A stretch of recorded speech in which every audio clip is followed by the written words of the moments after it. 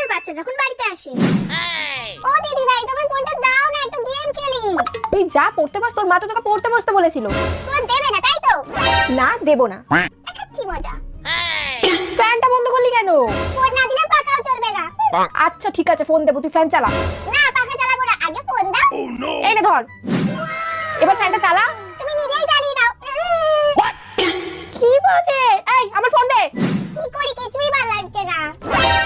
লিবিত্তি মা তো বাড়িতে পড়তেই দেয় না, এখানে তাড়াতাড়ি করে পড়ে নি। লিবিত্তি কি সুন্দর লাগছে, এবার একটু মেকআপও করে নি।